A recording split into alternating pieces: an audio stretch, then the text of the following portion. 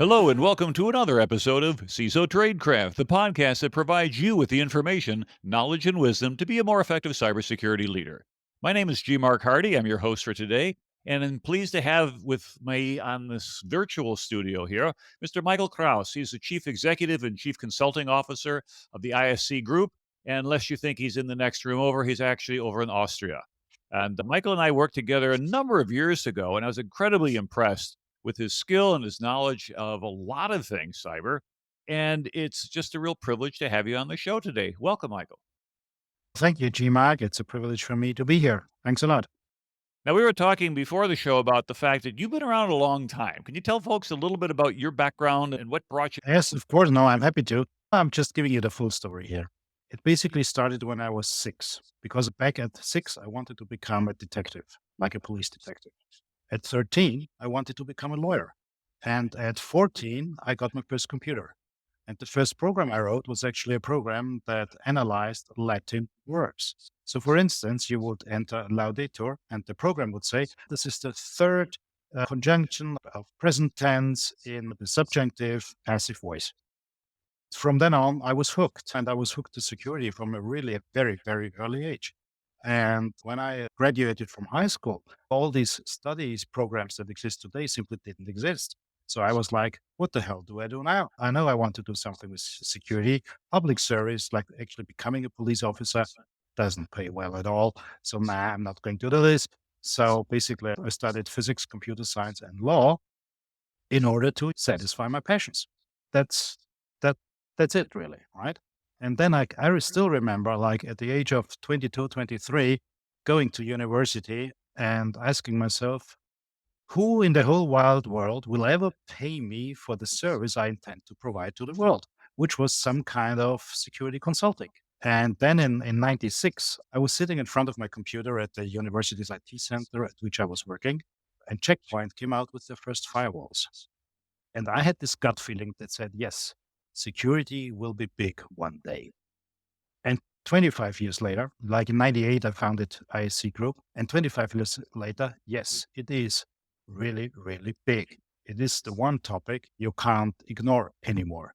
I mean, it was a hard uphill battle to get to that point. When I do company presentations today, and the second slide shows we did projects in 32 countries on 4 continents. Well, why the heck did we do that? Because in 98 in Austria, nobody cared about cybersecurity. Simply nobody. So we basically started our company in practical terms in Germany, Switzerland, in the UK, in the US, yeah, but not in Austria. And it took 15 years for the market in Austria to be mature enough to actually sustain the company, right? And that's the whole story. Since my favorite fields of studies from these 3 was actually law. So it was really a small step to venture into the standardization world, because the standardization world is all about language. It's all about meaning, about context, about grammar and syntax. Same as law, really, right? And of course, I do have a very strong technical background because I worked at the university in the IT center. I was a sysadmin. I was an IT manager. I was a security manager in my employed positions. And then in 98, I made the cut to become self-employed, started a company. And yeah, here we are 25 years later. And frankly speaking, information security provides a very, very, very nice income now. That's true for a lot of us. And yeah, I was also in this area even earlier than that. And I kind of liken it to the California explorers who went out in the 1820s looking for gold. If they didn't starve to death or get eaten by bears by 1849, when the gold rush comes on, they're the old guys going, get off of my lawn. Exactly. Yeah. Yep. But you'd mentioned about standards, and we're going to talk about a number of things. I think we're going to go to that first because you said it was similar to law because it's a lot about language and meaning.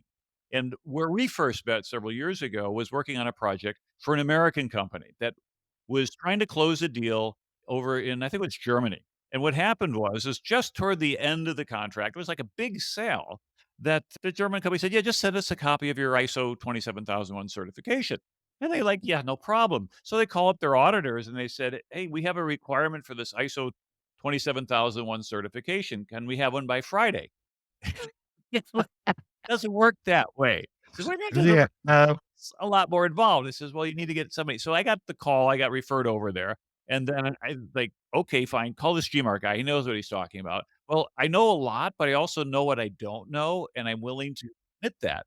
And so, yeah, a mutual friend, I got a hold of Michael and I said, "Michael, can you help out here?"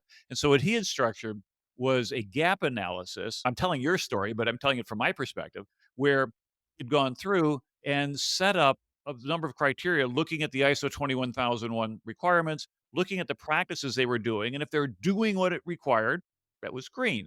And if they weren't doing it, but they should be doing it, I think that was yellow. What I remember, which was innovative, was if they were doing the opposite, that was red. Y- You Yeah, yeah, and maybe a little bit of detail here. So Okay. when we do a gap analysis, we basically have four levels of fulfillment: green, yellow, orange, and red.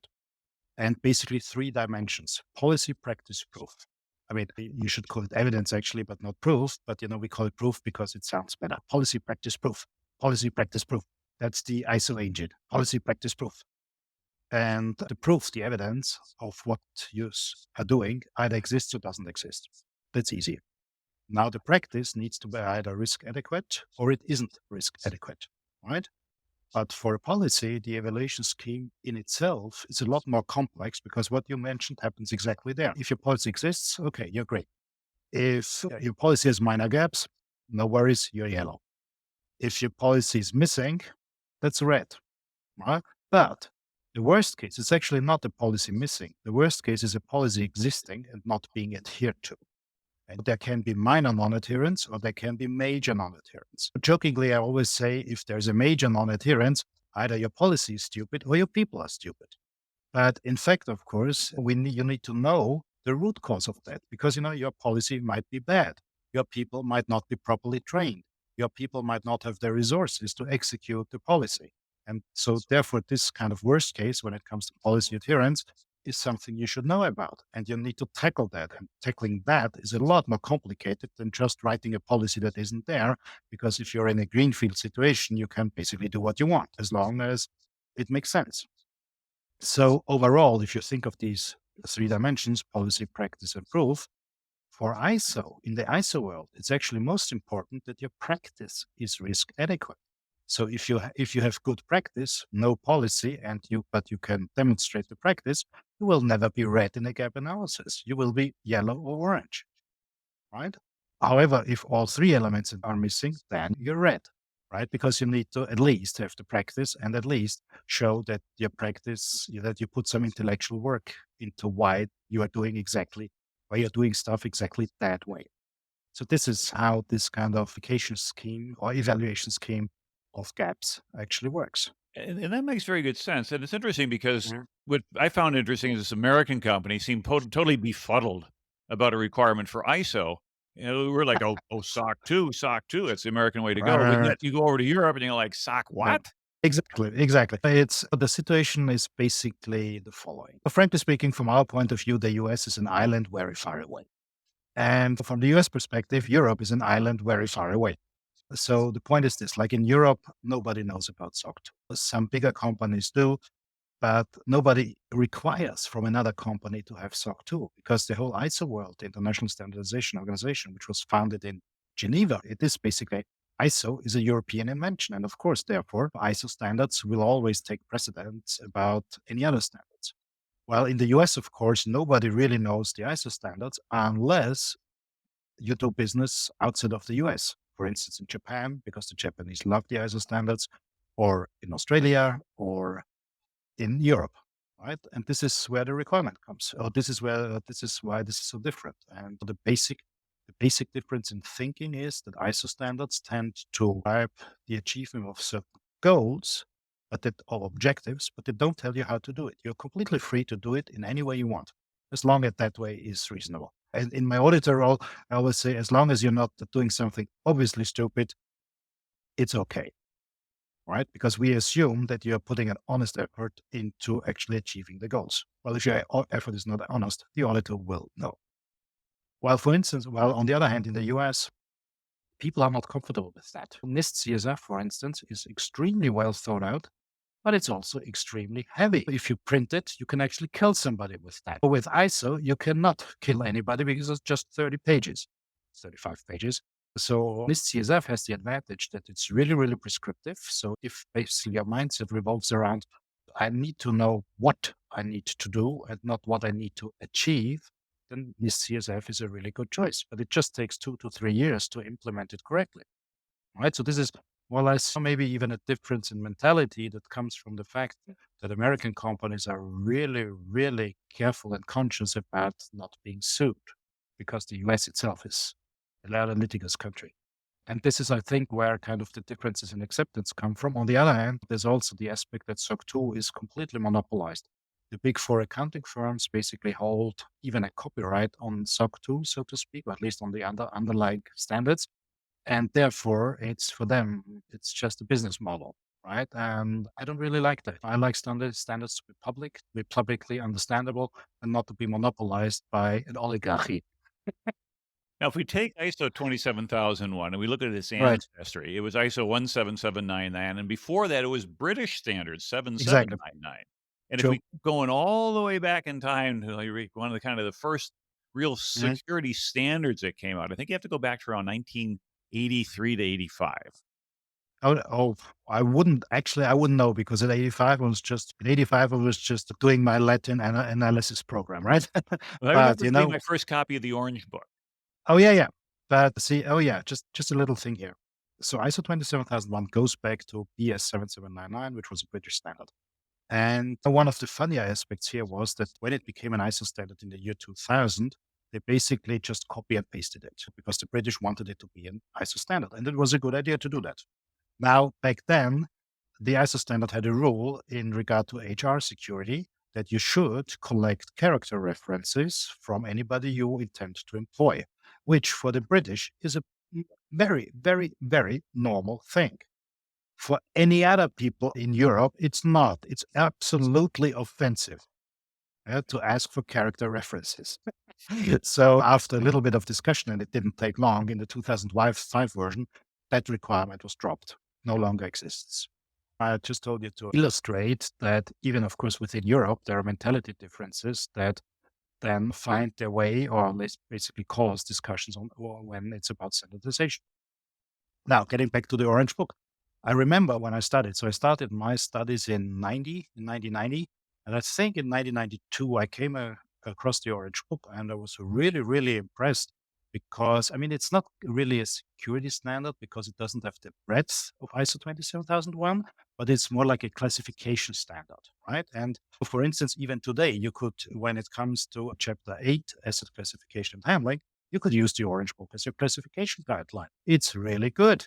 And I was really impressed by the structure, by how beautiful it was from a systematic point of view, and kind of how close to practice it was. You know? It's interesting because the Orange Book was written before we really networked anything. And Oh, so yeah, as yeah. a result, I remember there was a saying we had back in the '80s, the federal government, C2 by 92.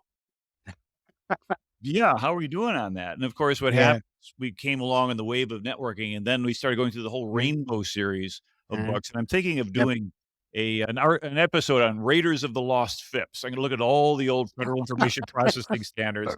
Got my Yeah. Rainbow library that I have to Mhm, dust off. I think there's a mhm, red book that came out. It was the first draft version. I only paid in 100 copies of that. That was the first network standard. mhm, I have one because I was mhm. working with the groups back then around '86, I think it was, '87. We started thinking about what do we do when we connect these things? And of course, Exactly. the problem has expanded tremendously. And now we're at the point now where businesses have to have IT to be able to pretty much get anything done unless you're doing Mhm, a sod business. And even then, you're probably going to have QuickBooks or something mhm. as an accounting Mhm. package.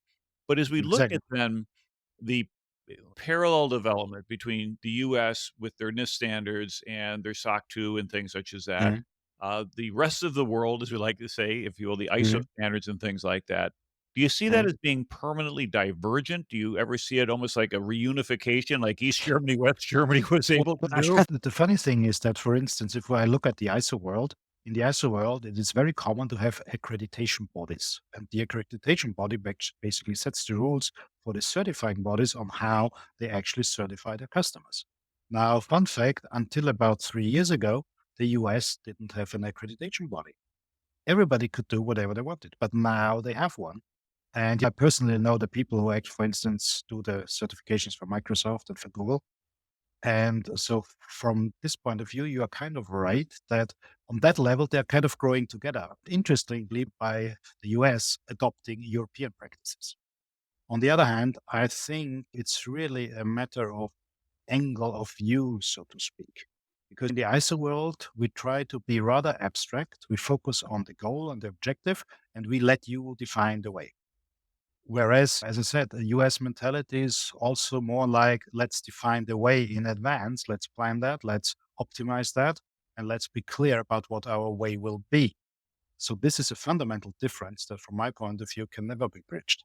And it won't because it's like a cultural difference. It's not an intellectual difference, so to speak. Right.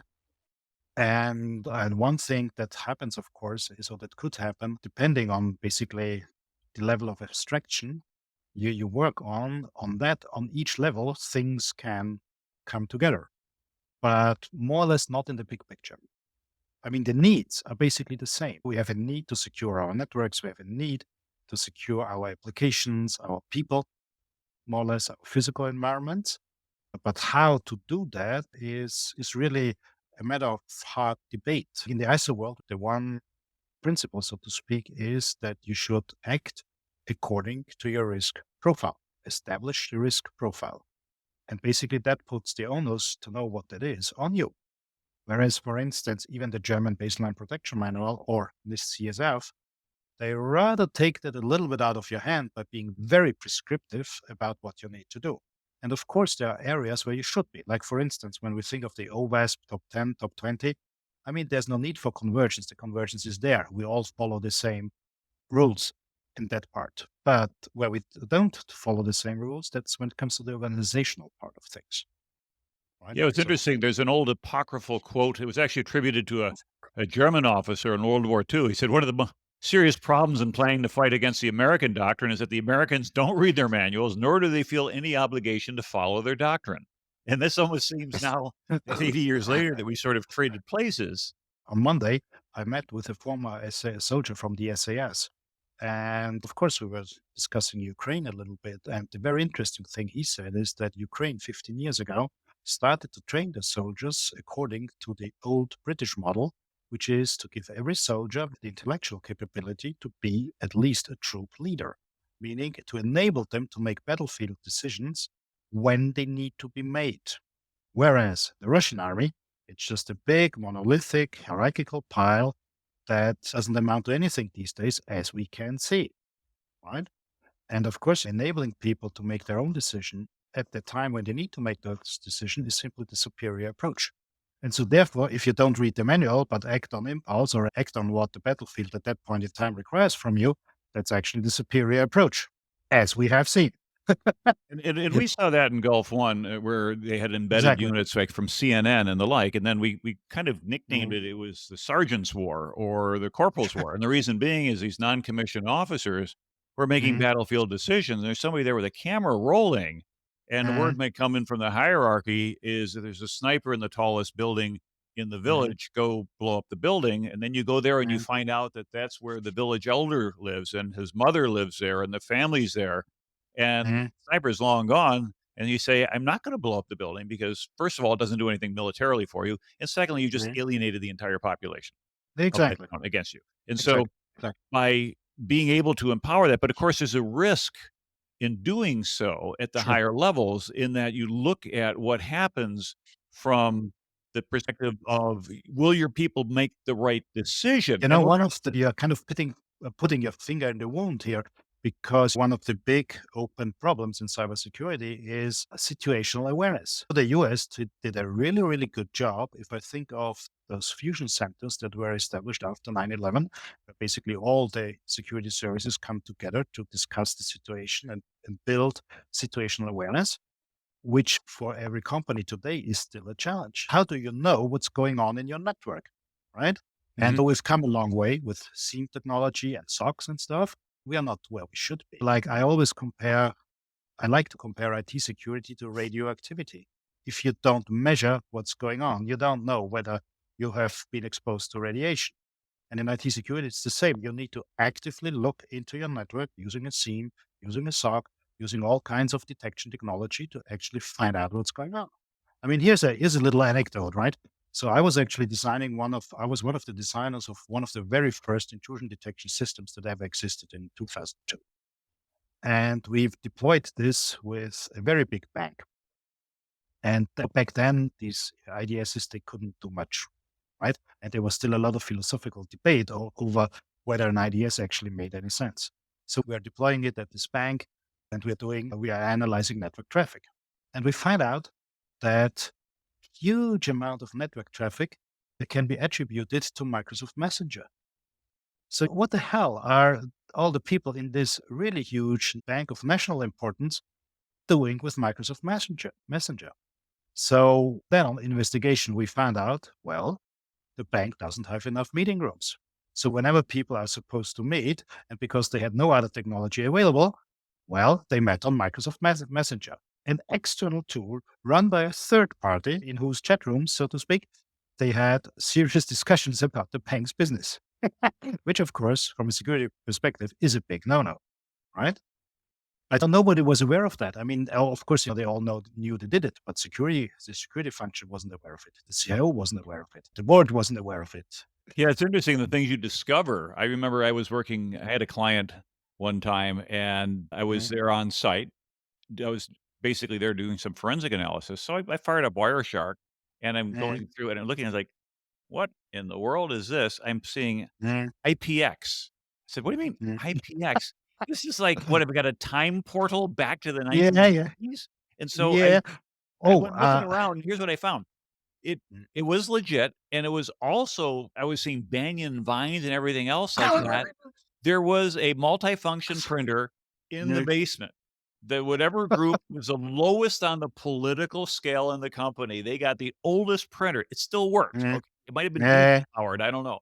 But the thing mhm. was is that it was built so long ago, it had all these protocols, and Oh, it was still on all the default settings, mhm. which means no security, and it was connected to Yeah, the outside world, and it had been nice. there for, well, I mean, 11 years, maybe 15 years, and it so this reminds me two more anecdotes here. I'll do the quicker one first. In 2021, we did a rather huge pen test for a critical infrastructure company which had an IoT network and an Office network. And we found out that the one thing that connects the Office network to the IoT network, which was otherwise completely separated, was a printer. And if you penetrated the printer, you could at least denial of service the IoT network, which in that case would have had dramatic consequences. Now, because you mentioned it, I mean, you win that race. You win the race for who encountered the oldest operating system in the past few years. Because like in 2022, what's your guess was the oldest operating system we encountered in a gap analysis? oh, let's see, it's probably not as all the way back to CPM, so I'll say Windows 2000. Well, Windows NT 4, Okay, 4.0, yeah. right? So just this year, in January this year, so 3 weeks ago, what do you think was the oldest operating system we encountered? So you'd probably be older than that then, I would guess. Actually, Yeah. no, but No. So Windows Millennium Edition, perhaps? Windows XP. Oh, I still have XP on my look, see, this is my artwork. I say art is Yeah, anything you can get away with. These are 4 yeah, Windows XP and see, computers. but see, the very practical problem here is actually legacy systems that you can't get rid of because they are tied to some kind of machinery or equipment which cost you hundreds of thousands or millions of dollars or euros or whatever. Like, for instance, in that case, the XP machine was connected to some laboratory equipment, which cost north of $100,000 and with which they did blood analysis. Right. And if this would, for instance, be a tooling machine in an industrial company, then the manufacturers, they are really, really bastards. They would say, yeah, we can upgrade this NT that we have built in, that we have embedded in our machine. We can upgrade this and use whatever, Windows Server 2016. But if you want us to upgrade this, you basically have to buy a new machine. So here's your bill for $5 million. And of course, nobody does that. But because of that kind of effect, we still have a lot of machines out there for which we need to think about isolation, web application level firewalling, and blah, blah, blah to kind of keep them secure. And Mm. you see that also in the medical industry, because once you have a Yep. device certified, and it's a long Mhm, process, and then you say, mhm, "Well, let's just upgrade the operating system." Why? Because, well, it's an old operating system, but it mhm, works. But it's old, but it works. mhm, But it has vulnerabilities that aren't patched. but it's not connecting to anything other than the sensors. Mhm. And then the problem is it really comes down to what we were discussing earlier, was it risk acceptance. And what we as Exactly. CISOs need to be able to do is go to executives and explain to them, here is your Mhm. situation, and there's a certain amount of risk in your current environment. Now, on one case, you can mitigate it by buying all new equipment, new operating systems, and pay a ton Mhm. of money. But that's a new requirement to keep Mhm. this thing patched. Mhm. The alternative is let's isolate this thing, make sure it stays Mhm. isolated, that Mhm. nobody can just plug into it with an RJ45 cable and take over it. One of the elements of the art of being a CISO is actually to be able to talk to management in their language. Mhm, And those CISOs who can't do that usually have a really miserable life because they don't feel understood and their management doesn't feel understood. And this kind of gap can't be bridged. Also, the most important class for a CISO, actually, or for a CISO is technically minded by mhm, origin, is not a science class. It's a communications class. So it's a class on accounting. It's a class on understanding a balance sheet, understanding a C-level executive makes decisions, right? And once you can speak the language, you boost your own credibility and you're suddenly taken seriously. And then, lo and behold, you also get the budgets you want because now your budgets are supported by arguments that your CFO, CEO, whoever you report to, hopefully a C-level executive, but that's no longer discussed anymore. That's kind of taken for granted, fortunately, that they will be able to understand. and that's a Huh? very good point because we were talking again before the show about the idea of secrets of a successful CISO. Right. Of course, one of them you said is very paramount is gonna be Mhm. communication skills, but also if you start out and you're in an environment that's growing rapidly, Mhm. or it's a new Mhm. security function and you don't Mhm. inherit much of any staff, there's gotta be Mhm. a way to effectively communicate that to management to say, "We need more people here, and, oh, by the way, what are Mhm. the right number of people and what are the right skill Mhm. sets, and how do you do that?" Mhm. Okay, well, thanks, Mark. That's a very good question. So basically, we've come up with a model how to do that. So first of all, it starts with what is the basic principle of operation for a CISO department? Three functions: governance, consulting, audit. Governance means being owner of all the policies, negotiating them, discussing them, drafting them, blah, blah, blah. Consulting means helping the rest of the organization understand security until they can do it by themselves. And audit means auditing the rest of the organization in regard to the level of adherence to the policies. So these are like the basic functions. So now the next very fundamental principle is really simple.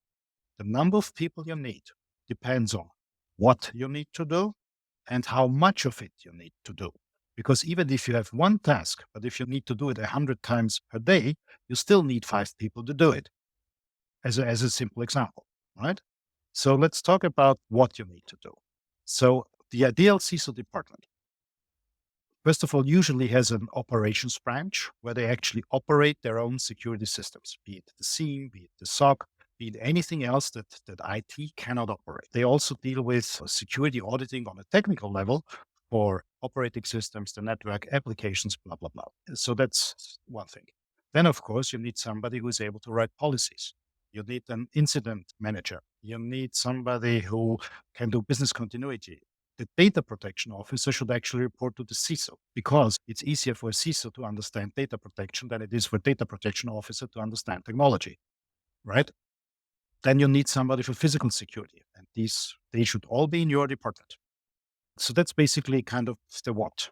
And if we now look at how, or let's say about how you calculate the skill sets into headcounts, you will find out, for instance, that an operating systems analyst can also do networking. But a networking analyst can't do databases. A database analyst can do database operation layer, database application layer, but he won't do networking, for instance.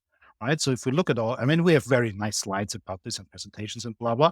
But if you look at this, the final answer on simply based on the skill sets that you need is that the CISO department at least needs six people. Period. I will defend this in any court of law.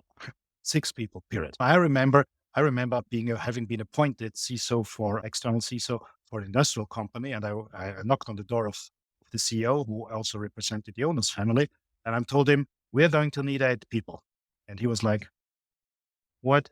And I said, "We are going to need 8 people," and he's like, "Well, we'll start with you, and we'll give you one more." And then, of course, 5 years later, we already had six. But if you want headcount, it's a fight. You need to really make a good argument. So, first thing, sphere number one, what do you need to do? And this also depends largely on how the company is set up at that point in time when the CISO department is created. And it depends on what your business is and blah, blah. And now the second point is more or less easier to define. Basically, what you do as a freshly appointed CISO, first of all, you usually have to deal with all the chaos and rectify all the infrastructure and stuff, right? But you also should have an Excel sheet where you write down all the tasks that you do every day. And then you just you make your list and you cross it off. And then 3 months later, you can actually tell your CFO or CEO, this is what I need to do. This is how it's going to develop. This is the trend. And therefore, I need more people because you're then basing your communication on facts, not on just a gut feeling or something you want. American managers, for instance, American C levels are extremely suspicious of gut feelings. You can't approach them with a gut feeling. You have to approach them with numbers, right? And so creating a fact set of numbers by simply measuring what you do, yeah, is a good starting point. Of course, you can anticipate that. Like, let me just bring up something here. When we started thinking about how to actually bring a system to determining staff numbers, it basically came from the fact that I've never seen a CISO department that wasn't understaffed, and I've never seen an IT department that wasn't understaffed. Mhm. Right? Usually, if I have a new project, that's like consulting secrets of the successful consultant, so to speak. When I have a new project and I work with the CISO, I always bring that topic up because I know he will love me for it. Right. So in regard to the what, so there's the operational aspect, so taking the running security systems.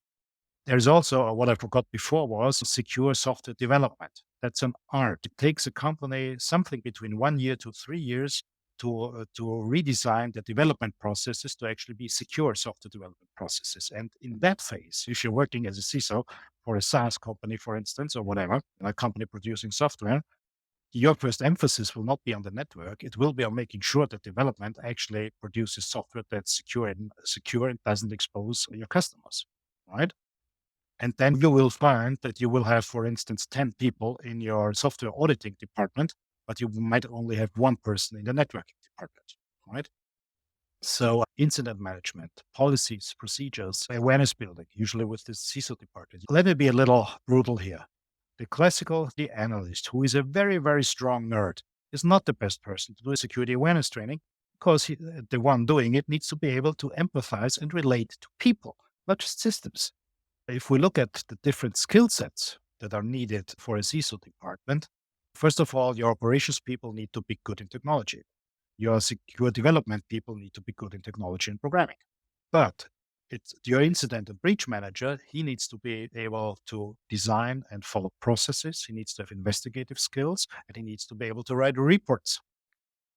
Another skill that is hardly found in IT. Frankly speaking, Mark, one of the secrets of our success is that we haven't never found an IT department that does its documentation properly, and we do it for them because we are the language people. We can write these documents and we enjoy writing these documents, whereas the typical system administrator is what I call documentation allergic.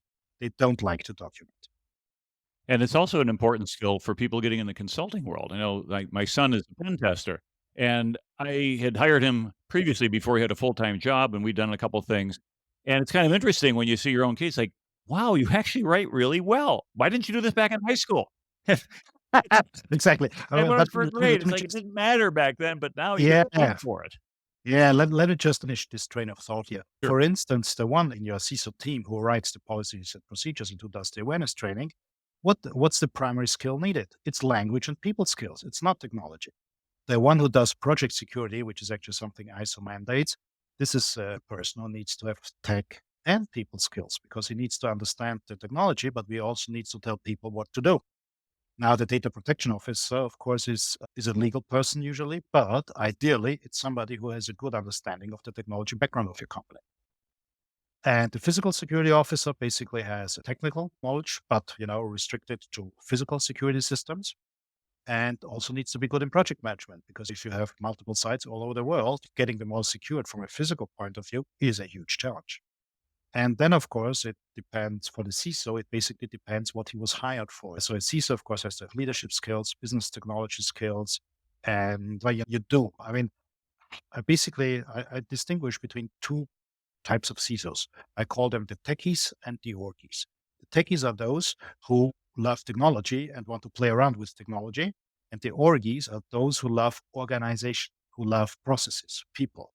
And you will find, I bet you one Sacha cake, that the first CISO in any company is always a techie, because usually the company starts out with a huge pile of, let's call it technical debt, instead of those words that you forbade me to say on on the podcast, right?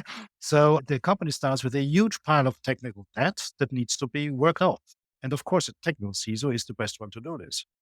But, at one point, this technical CISO will reach the glass ceiling of knowing how a budget is made, how to read a balance sheet, how to communicate facts to C levels, how to align strategically, right? I've seen technical CISOs fired because they insisted on a specific type of firewall to buy. This person insisted on that. He felt insecure when having to even think about another type of firewall. And such a person is simply not suitable for a leadership position, because in a leadership position, your personal feelings about the technology simply don't count. You have to be more rational about this. What about cost? What about ease of use? What about maintenance costs? What about blah, blah, blah, blah, blah? Right. So you can't be, frankly speaking, in a leadership position, you can't be a nerd. As a specialist, you can. And you're very well appreciated there. All good CISO departments love their nerds and they pamper them. But in the position itself, you can't be. Then at one point, that CISO either manages to break through the glass ceiling, either, for instance, by getting training, or he simply leaves because he gets frustrated. So if you have to have the same discussion with your management because they don't give you enough budget, because actually you can't communicate why you need that budget over and over and over again, at one point, just leave. And then, the new CISO actually finds something that is usually pretty well established. And that CISO is usually an orgy, because his challenges are no longer technological, they are rather organizational, getting the processes done, getting the procedures done, or for instance, getting the company ISO certified. Getting a company ISO certified is not a technological project. It's a cross-section project across the whole company. Right. So basically, like in this kind of systematics, there are three steps. One, what do we have to do and how much of it? Two, what are the skill sets that we need and how can you combine these skill sets to minimize the number of FTEs? You wouldn't want to start with 100 people. You never do. You start with one, three, maybe five, right? And the third thing is, well, after you've done that, from these two steps, the minimum number will follow. And it's usually not less than six. So in this particular case that we just looked at this year, so actually a friend of mine who I worked with 5 years ago, he started 6 years ago in this company. He started with zero. He was alone. And the first project that he got wasn't even a security project. It was an IT ERP implementation project. But he managed to go from zero to 45 people within 5 years. And how do you do that? One, never undermine your credibility. Always be rational. Accept that some things can be done and other things can't be done. Number two, always lead all arguments in terms of risk, right? Make the risk transparent, and then you can basically withdraw yourself and say, okay, you're the C level, you decide what to do with the risk. And in his situation, it was even worse because he had a lot of country subsidiaries who had complete freedom. It's also like a nice difference. In America, companies tend to be very hierarchical. And if the headquarters says something, all the subsidiaries do it. Like in this particular company, and more or less it's also European kind of mentality, the subsidiaries usually can do what they want, which for security is bad. For business, it's even good because you can be more flexible in regard to the market you serve. But from a security perspective, it's bad. In his company, they had 7 different malware scanners. What for? Buy one and you save on license costs. Why 7? Because everybody made their own decisions. So the biggest problem for him was actually to get the subsidiaries to cooperate. And he did this in a very, very clever way by, in his first year as a full CISO, just doing a risk analysis. And the risk analysis showed exactly what he knew right from the start. which is the secret number three. Always be one step ahead. Because what did it show? It showed they don't cooperate. And with proof of them not cooperating, he could approach the board and say, this is no way to continue. We need to change some things here. And this is how step by step, with every technology they introduced, from doing simple vulnerability management and penetration testing to risk analysis to awareness trainings, they always did it in a way where, first of all, he told the subsidiaries, do what you want, but this is what we suggest. Full well knowing that they simply will fail. Because if they don't have the knowledge, what else is the outcome? So, and in every cycle, in every couple of years with this more strategic projects, they simply failed, got back to him and said, what do we do now? And he was like, hmm, here it is, what we need to do. And because of that, because of this psychology, his credibility with the board always got stronger, stronger, stronger, and stronger.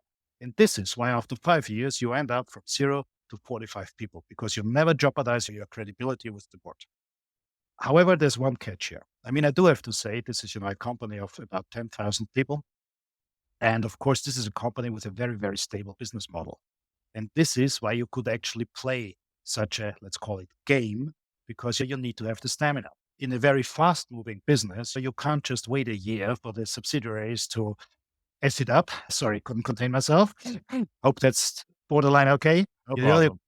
so you can't wait in a fast-moving business. You can't wait for the subsidiaries to fail, full well knowing that they will fail. You would be a little more proactive and a little bit more forceful in getting things right from the start. But in this particular setup, which I mean, for big companies, it's actually rather the same. A big company doesn't move fast; they never do. So in that kind of setup, you could pretty well take the time to just wait until those who you are supposed to consult in this, until their own ways simply don't work. And then you can draw your card out of your sleeve and say, this is how we do it. And none of his strategic initiatives, none ever failed of his own, right? Because he always kind of reacted so very cleverly to something that he had suggested, which the others didn't pick up.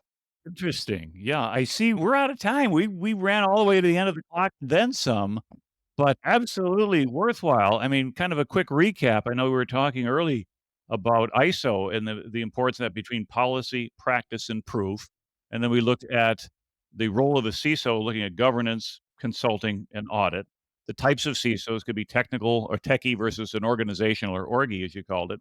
And then being able to go ahead and staff your people, being able to identify what needs to be done, how much of it needs to be done, who are the people who needs to do that, tracking the work that has to happen, and then being able to use that as hard justification. And then ultimately, when you're dealing with trying to grow your organization, it's making yourself credible to the board and not letting go of that credibility. And I think those are all tremendously great insights for our listeners. And I thank you very, very much for your time and for your expertise. And so, any parting thoughts before we sign off? Ooh, not really. I feel a little exhausted now. So anyway, let's just wrap it up. So this is CISO Tradecraft, your host, G. Mark Hardy. It's been a privilege to be here with Michael Krausz. He's from ISC over in Austria. You can look him up if you will, Google him, or he's on LinkedIn. And if you like our show, please follow us on LinkedIn. We put out more than just shows. And in addition to that, make sure you give us like a thumbs up or a 5-star on your favorite podcast platform so other people can find us. Thank you very much for listening. And until the next time, stay safe out there.